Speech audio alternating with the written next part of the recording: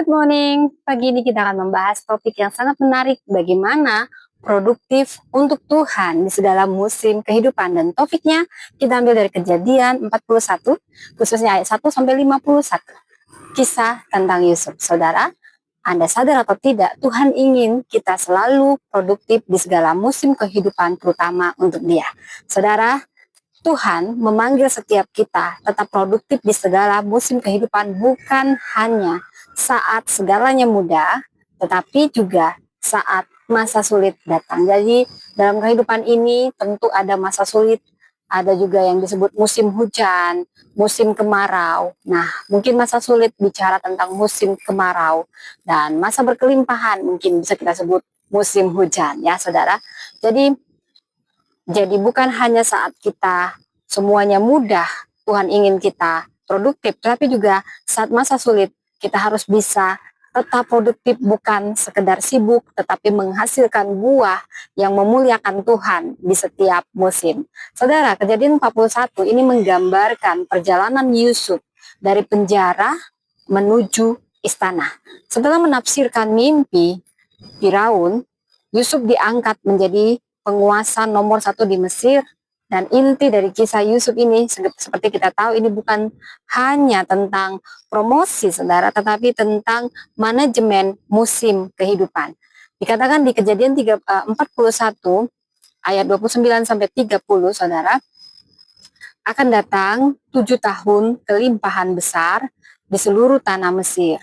Tetapi sesudah itu akan timbul 7 tahun kelaparan. Saudara, Yusuf mengajarkan kita hikmat ilahi dalam menghadapi perubahan musim. Dia tidak hanya berdoa, saudara, jadi menghadapi setiap musim kehidupan tidak cukup berdoa. Tidak berdoa agar musim buruk tidak datang, tetapi dia berdoa kekuatan dan hikmat dalam mempersiapkan diri dan juga bangsanya agar tetap produktif di dalam masa-masa apapun masa kehidupan. Saudara, ada 3 hal yang ingin saya bagi di sini. Yang pertama, setiap musim ada kedaulatan Tuhan. Dalam tiap musim apapun, kita harus tahu bahwa Tuhan berdaulat dalam segala sesuatu. Di Kejadian 41 khususnya ayat 25 jelas berkata, sebab Allah telah memperlihatkan kepada Firaun apa yang hendak dilakukannya. Tidak ada musim yang kebetulan, baik musim kelimpahan maupun musim kekeringan. Ini adalah bagian dari rencana Allah. Kadang Tuhan tidak mengubah musim, tapi Dia mengubah kita di dalam musim itu. Jadi bukan keadaan yang lebih dulu diubahkan, tapi kitalah yang diubahkan agar kita berhikmat dalam menghadapi tiap musim dan tiap situasi. Saudara, Yusuf, dia tidak mengubah musim, karena memang dia harus melewati musim. Itu sudah diatur seperti aturan alam, saudara ya. Tapi Yusuf yang berubah dalam musim. Dia tidak tawar hati ketika musim paceklik di penjara. Dia tidak mengeluh, dan justru di sanalah dia dibentuk, dia dipersiapkan, dibangun karakternya, dan dibangun kepekaannya terhadap suara Allah. Musim berganti, tapi percayalah, misi Allah tetap. Rencana Allah tidak pernah gagal. Itu yang perlu kita ketahui tentang kedaulatan Allah di tiap musim kehidupan. Saat kita memahami, saudara, kedaulatan Tuhan atas waktu, kedaulatan Tuhan atas apapun, kita belajar sesuatu yang penting, dan kita belajar bersyukur dan tidak panik saat ada dalam musim apapun. Yang kedua, saya mau menyatakan produktivitas adalah bukti penata layanan ilahi. Produktivitas adalah bukti penata layanan ilahi. Dikatakan di Kejadian 41 ayat 33, baiklah Firaun mencari seorang yang berakal budi dan bijaksana dan mengangkat dia menjadi kuasa atas tanah Mesir. Produktivitas bukan sekedar kerja keras, tapi penata layanan, stewardship atas apa yang Tuhan percayakan. Yusuf tidak hanya menafsir mimpi, saudara, tapi dia membuat strategi konkret, mengumpulkan hasil di musim kelimpahan untuk menghadapi musim kekeringan. Tuhan memanggil kita untuk mengelola hasil, waktu, talenta, dan kesempatan dengan bijak. Doa Tanpa strategi, ini hanya akan menghasilkan frustasi. Kalaupun kita berdoa siang malam berbulan-bulan, tapi kita tidak memakai strategi, kita akan frustasi. Tapi saya percaya bila kita sungguh-sungguh berdoa, maka Roh Kudus yang akan menuntun. Kitalah yang tidak peka dengan suara Roh Kudus. Saudara, jadi apa yang perlu kita lakukan agar kita tetap produktif?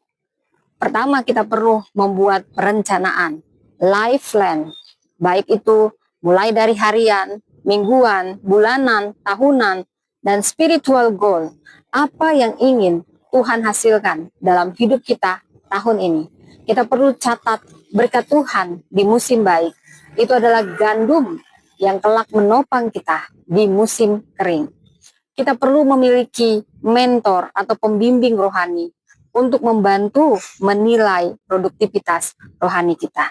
Bagaimana strategi menghadapi setiap musim kehidupan? Saudara, di Kejadian 41 ayat 48 jelas berkata, selama 7 tahun kelimpahan itu, Yusuf mengumpulkan segala bahan makanan di tanah Mesir.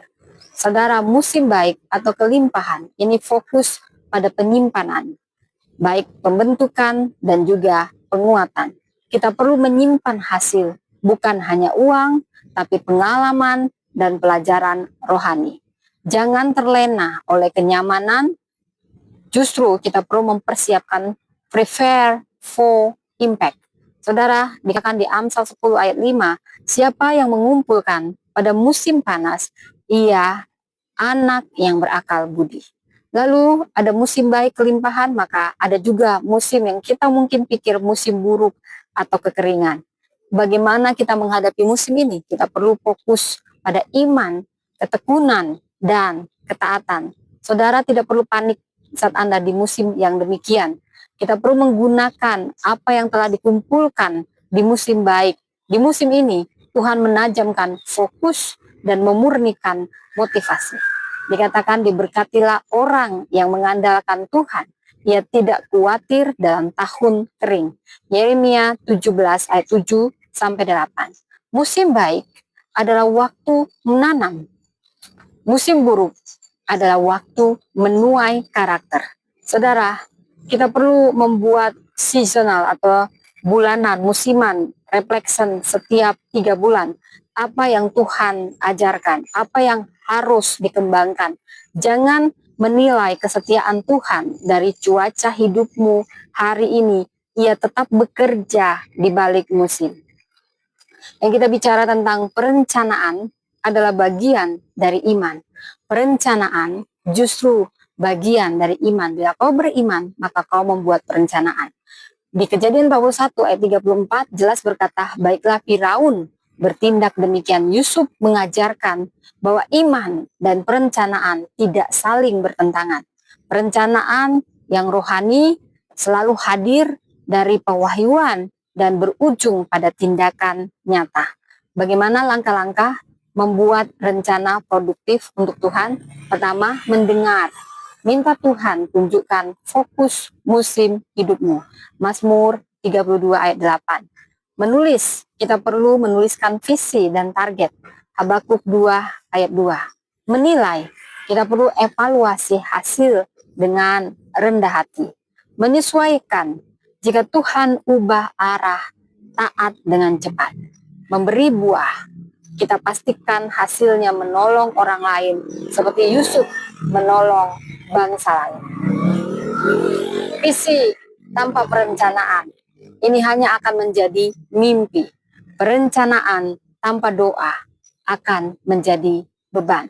Saya ulang, visi tanpa perencanaan hanya angan-angan kosong, mimpi. Tetapi perencanaan juga tanpa doa, saya tekankan, ini hanya akan jadi beban. Perencanaan perlu dibarengi doa agar terwujud. Maka kita perlu membuat spiritual productivity map, peta untuk memproduktif. Kita fokus yang rohani, iman, doa, layanan, fokus relasi, keluarga, komunitas, fokus profesional, pekerjaan, pengaruh. Jadikan Tuhan CEO kehidupan kita setiap awal tahun dan akhir musim. Selama kelaparan terdapat makanan di seluruh negeri, seperti yang dilakukan Yusuf yang berhikmat. Kejadian 41 ayat 51. Maka perlu kenali musimmu.